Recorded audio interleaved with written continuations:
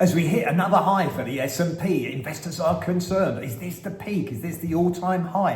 And is then the market going to fall, or are we in a brand new bull run? Right now, we're seeing that investment banks like Goldman Sachs are saying the market can continue. It's 5,800 at the moment. They're saying 6,300. Is there a negative? The Bank of America say yes, the market potentially could fall 10%. So Goldman say up 10, Bank of America say down 10. You'd be right to be concerned.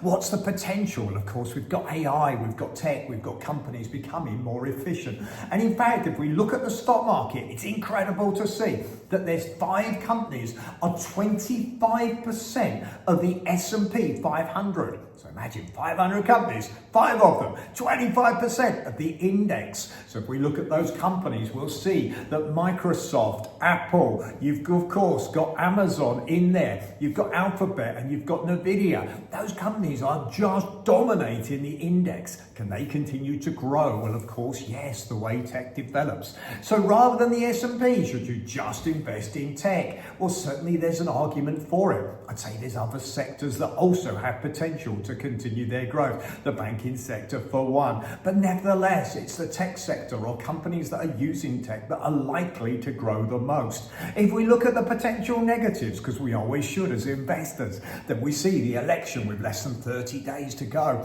If that was close and in fact contested at the end, of course that could cause disruption in America and disruption to the markets. If we look at inflation, could that re-emerge? It's unlikely, but it is a possibility. Could unemployment fall faster than expected? Well, that's definitely a possibility, indicating a recession. That could affect certain companies in the S&P. I would argue it wouldn't affect all of the companies. Don't forget, when we get a recession, it doesn't necessarily mean that the whole market falls. What do I mean? I mean that when you get a recession, people choose what they spend their money on. So some companies can continue to do well, particularly things like AI. Why? Well, even if there's unemployment, companies may well invest in AI. So companies like Nvidia and indeed Microsoft may well continue to grow. So when you're investing your money, for me, it's diversification or smart diversification. Investment funds, or choose the right companies to invest in.